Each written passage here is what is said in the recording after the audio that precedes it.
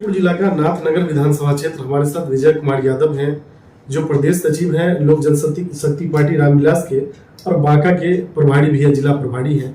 इनसे जानेंगे कि आज भी जो नाथनगर की मूलभूत समस्या है और सबसे बड़ी और गंभीर समस्या है बाढ़। जब बाढ़ आती है तो उसके साथ कटाव आता है और ये सबसे गंभीर समस्या, और निश्चित तौर पे सरकार हर साल कटाव के लिए और बाढ़ के लिए वैकल्पिक व्यवस्था करती है, लेकिन जहां बालू बैग में भरना चाहिए वहां मिट्टी भरा जाता है और जब बाढ़ की पानी आती है तो उस मिट्टी को अपने साथ बहा के ले जाती है और यही कारण है कि कटाव दिनों दिन बढ़ता जा रहा है। कहीं ना कहीं सरकार को इस पर ध्यान देने की जरूरत है। अगर इस मिट्टी और बालू के बदले अगर बोल्डर की व्यवस्था की जाती तो शायद कटाव का समाधान, अगर उसको निकाल दिया जाता तो शायद बाढ़ की भी समस्या का समाधान होता। लेकिन इससे भी दुर्भाग्य है कि ये नाथनगर विधानसभा अनाथ सा हो गया। उसका सबसे बड़ा कारण है कि जो यहाँ से स्थानीय विधायक है उनकी उपस्थिति जनता के बीच नगण्य होती है। जो काम एक विधायक को करना चाहिए शायद वो एक समाज सेवी और सोशल वर्कर जैसे लोग करते हो, तो इससे अंदाजा लगाया जा सकता है कि उस विधायक का जो 5 साल का कार्यकाल रहा वो कैसा रहा हो। आप नाथनगर से हैं और नाथनगर में आप काफी एक्टिव रहते हैं। जो जिम्मेदारी जनता ने वहां के विधायक को दिया था शायद वो उस पर खड़े नहीं उतर पा रहे, क्या मानते हैं आप? बिल्कुल जब वो जिस समय वो चुनाव लड़े थे, चुनाव जीत के वो विधायक बने और उस समय से ही लगातार हम लोगों ने देखा है कि वो कहीं क्षेत्र में नहीं देखे गए हैं। क्योंकि जिस समय चुनाव लड़े थे उसमें भी वो स्वस्थ थे और अभी तक वो स्वस्थ है और उम्र भी उनकी काफ़ी हो गई है। तो उस वजह से वो घर से बाहर बहुत कम निकल सकते हैं। कोई भी कार्यक्रम होता है, कहीं कोई समस्या होती है, उनकी उपस्थिति एकदम नगण्य देखा जाता है। तो ये वजह है कि वो स्वास्थ्य की वजह से वो क्षेत्र का विकास नहीं कर पाए हैं। ये दुर्भाग्य हमारे नाथनगर के, क्योंकि 5 साल ये झेले हुए हैं, लगा अभी 5वां साल पूरने वाले हैं और कहीं न कहीं जो है 5 साल में हमारा नाथनगर विधानसभा 5 साल और बाइक पीछे चले गए। सबसे बड़ी समस्या आपके नाथनगर में अभी बाढ़ की है और बाढ़ जैसे ही घटेगा वहां महामारी जैसी स्थिति होगी और उसके अलावा शिक्षा की भी स्थिति अच्छी नहीं है, क्या मानते हैं आप? बिल्कुल, अभी बाढ़ से जैसे पानी घटेगा, घटने के बाद सबसे पहला तो जो है महामारी बहुत ज़्यादा होती है, क्योंकि ग्रामीण क्षेत्र है और ग्रामीण क्षेत्र में कहीं न कहीं थोड़ा-सा भी शिक्षा का अभाव है। धीरे-धीरे लोग शिक्षित हो रहे हैं, लेकिन फिर भी महामारी जैसे एक प्रकोप जो है नाथनगर विधानसभा में जो बाढ़ क्षेत्र में आती है, उससे निपटने के लिए कहीं न कहीं स्वास्थ्य विभाग को मजबूती से आगे आना पड़ेगा और यहाँ के जो जनप्रतिनिधि हैं, लोकल जनप्रतिनिधि जिसको बोलते हैं, मुखिया है, सरपंच हैं, जिला परिषद है, उनको भी सामने आके इसमें जो है दुरुस्त व्यवस्था करानी पड़ेगी। जल जमाव, सड़क और सार्वजनिक शौचालय निश्चित तौर पे नगण्य दिखती है नाथनगर में, क्या मानते हैं आप? बिल्कुल, जो सार्वजनिक शौचालय और जो एक रोड की समस्या आप बता रहे हैं, ग्रामीण क्षेत्र में जो अभी बाढ़-ग्रसित क्षेत्र है, वहाँ पे कहीं-कहीं आपको रोड की समस्या देखने को मिलेगी। लेकिन हमारी ये एनडीए सरकार में व्यवस्था तो अच्छी हुई है, रोड भी बनी है, लेकिन बाढ़-ग्रसित क्षेत्रों में कहीं-कहीं अभी विकास की थोड़ा कमी है, लेकिन धीरे-धीरे वो आ रही है। ये आपकी जो डबल इंजन की सरकार है, ये डबल इंजन की सरकार में विकास हो रहा है क्या या पटरी से उतर गई है? बिल्कुल, ये डबल इंजन की सरकार में विकास हो रही है। आप जो देख रहे हैं कि पहले बिहार की जो स्थिति थी, आप ऐसे 15 साल पहले चले जाइए, जो बिहार की स्थिति थी, वो किस तरह थी? लोग शाम 6 बजे, 7 बजे के बाद जो है रोड पे निकलना बड़ा मुश्किल हो जाता था। मैं खासकर महिलाओं के लिए, वो रोड पे निकल नहीं सकते थे। और गाँव से जो शहर का जुड़ाव था, वो काफ़ी मतलब कठिनाई के साथ लोग जो है शहर पहुँचते थे, रास्ता सही नहीं था। आप कहीं-कहीं देख लें कि एक हमारे भागलपुर में एक गंगा ब्रिज है। ब्रिज के उस पार जो लोग रहते थे, नाव के माध्यम से यहाँ आते थे या अपना जो लोकल जो डेंगी वगैरह जिसको बोलते हैं ग्रामीण क्षेत्र में, उससे आ जाते थे। लेकिन अब कहीं न कहीं छोटा-छोटा पुल, नाला ये सब बन के गाँव से शहर को जो है जोड़ दिया गया है। गाँव से भी लोग शहर आ जाते हैं, चाहे फसल लेके आ जाए, अपना जो भी उपज कराते हैं, तो वो किसान शहर तक आके अपना अच्छे खासे दाम पे उसको बेच सकते हैं। आपके नेता जो केंद्र में मंत्री भी हैं, चिराग पासवान जी, उन्होंने लॉ एंड ऑर्डर पे बार-बार सवाल उठाया। ये भी कहते हैं कि हमारी कुछ मजबूरियाँ हैं, जो इस गठबंधन को हम झेल रहे हैं।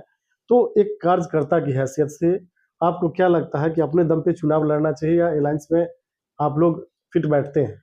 देखिए, कहने का मतलब है हम जिस परिवार में रहते हैं, यदि परिवार एकजुट होकर काम करता है तो काम बेहतर होता है। लेकिन परिवार में जो परिवार के मुखिया हैं, यदि लगता है कि कुछ कमियां हैं तो मुखिया का जो है आंख खोलना अपना कर्तव्य होता है। तो हमारे जो राष्ट्रीय अध्यक्ष जी चिराग पासवान जी हैं, हमेशा यहाँ यदि गलतियां होती है तो गलतियों में आंख खोलना, आंख उसको दिखाना या उनके जो रास्ता दिखाना एक दायित्व होता है। और दायित्व जब दिखाया जाता है तो उस पर काम भी होता है। आपने देखा कि जो है इधर अपराध की घटना पटना में लगातार कई हुई और उस पे जो है इस अपराध पे लगाम भी लगा गया। जो अपराधी थे उस पे बहुत जल्द 24 घंटा 48 घंटा के अंदर उस पर कार्रवाई भी हुई। आपने देखा एनकाउंटर भी हुआ, बहुत तरह की कार्रवाई हुई। तो ये है एक आवाज उठाने का ये जो महत्व होता है, ये आवाज उठाने से जो काम होता है, इसलिए हम लोग आवाज उठाते हैं, हमारे नेता आवाज उठाते हैं इस पे। आपके नेता ये कह रहे हैं कि अब बिहार की राजनीति हमको करना है, तो निश्चित तौर पे वर्करों की भी ये डिमांड है कि चिराग पासवान को बिहार में आना चाहिए।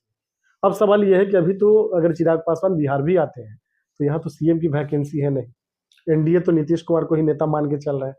तो क्या चिराग पासवान युवा है, इनर्जेटिक है और बहुत अच्छा कर सकते हैं, अनुभव भी है, केंद्र में मंत्री भी है, क्या लगता है आपको मौका मिलना चाहिए चिराग पासवान को?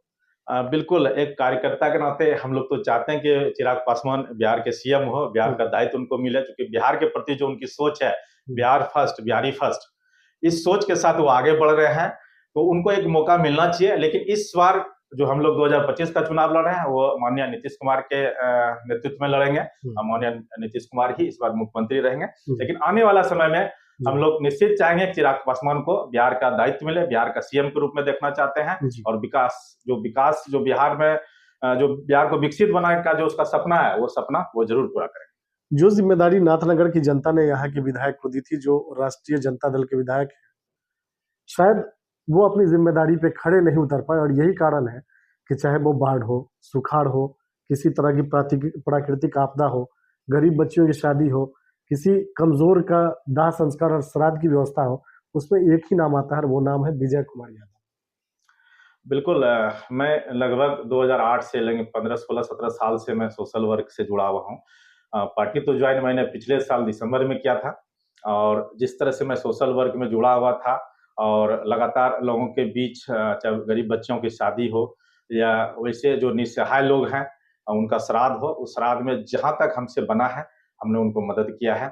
और ये काम तो जनप्रतिनिधियों को करना चाहिए था, लेकिन आपको अभी मैं बताया कि वो जनप्रतिनिधि जो हमारे नाथनगर से आरजेडी से विधायक हैं, वो लगातार वो स्वस्थ चलते हैं, उम्र भी उनकी हो गई है, वो क्षेत्र में देखने को नहीं मिलता है। विकास कहीं ना कहीं बहुत ज्यादा अवरोध हो गया है। 5 साल से के दरमियान में हमारा नाथनगर विधानसभा 5 साल और बैक चला गया, पीछे चला गया।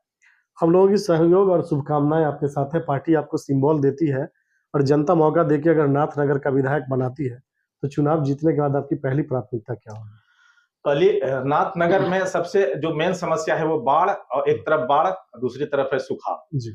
सबसे पहले तो इसमें बाढ़ पे और सुखाड़ पे काम करना सबसे पहला प्राथमिकता रहेगा। दूसरा शिक्षा, रोजगार, क्योंकि हमारे नाथनगर विधानसभा में ज्यादातर क्षेत्र ऐसा है जहाँ पे लोग किसानी करते हैं। किसान अपना उपज जो है सही तरीके से मार्केट में लाके बेचना, उसको जो है सही तरीके से उसको उसका मुआवजा मिलना, उनका कीमत मिलना, वो सारे चीज पे फोकस विशेष रूप से रहेगा। और स्वास्थ्य पे भी, क्योंकि स्वास्थ्य में भी सुधार बहुत मतलब मायने रखती है, स्वास्थ्य पे भी मेरा सबसे ज्यादा फोकस रहेगा। आप नाथनगर की जनता से क्या अपील करेंगे? बस नाथनगर की जनता से यही अपील करूंगा कि आने वाला समय में यदि हमारे राष्ट्रीय अध्यक्ष जी मुझे मौका देती है तो जिस तरह से मैं आपके बीच हमेशा रहा हूं और मजबूती के साथ आपके साथ मैं रहूंगा। चलिए, विजय कुमार यादव जी, हमसे बात करने के लिए बहुत बहुत धन्यवाद। अब जो प्रदेश सचिव है लोक जनशक्ति पार्टी रामविलास के और बांका के जिला प्रभारी भी, इनका साफ तौर पे कहना था कि जो यहाँ से स्थानीय विधायक है, जनता ने जिस उम्मीद के साथ इनको चुना था, निश्चित तौर पे कहीं ना कहीं जनता ने ये बदलाव जो किया था वो उसका सबसे बड़ा कारण था विकास। और आज नाथनगर खुद को अनाथ महसूस कर रहा है, उसका भी सबसे बड़ा कारण यहाँ के स्थानीय विधायक है। तो निश्चित तौर पे कहीं ना कहीं जनता को ये तय करना होगा कि आपके बीच विकल्प के तौर पे ऐसे लोग हैं जो आपके सुख दुख में हमेशा साथ खड़े रहे हो, चाहे वो बाढ़ हो, सुखाड़ हो, कोरोना हो, गरीब बच्चों की शादी हो, श्राद्ध हो, उसमें अगर कोई आपके बीच खड़ा रहा है तो विजय कुमार यादव है। तो निश्चित तौर पे जब चुनाव का समय आता है तो आपको भी जात धर्म और पार्टी से हटके अगर इनके जैसे युवा एनर्जेटिक और पोटेंशियल वाले लोगों को मदद करते हैं तो आपके जो नाथनगर की मूलभूत समस्या है तभी समाधान हो पाएगा जब ऐसे लोगों को लाएंगे। लेकिन अब एक सवाल यहाँ शीर्ष नेतृत्व से भी है कि आपके बीच ऐसे पोटेंशियल वाले लोग हैं जो अपने दम पे अपनी एनर्जी के साथ और अपनी पूरी व्यवस्था के साथ अपना एक संगठन के साथ चुनाव जीत सकते हो। तो ये आपको तय करना होगा कि अगर पूरे बिहार में चुनाव लड़के आपने एक सीट जीता, अगर अच्छे कैंडिडेट का अगर आप चुनाव करते हैं, इनके जैसे लोगों को आप मौका देते हैं, सिंबल देते हैं और जनता मौका देती है, चूंकि जनता एक बार 5 सालों में वोट करती है और 5 साल ठगा हुआ महसूस करती है, तो निश्चित तौर पर जनता को भी बदलाव की जरूरत है।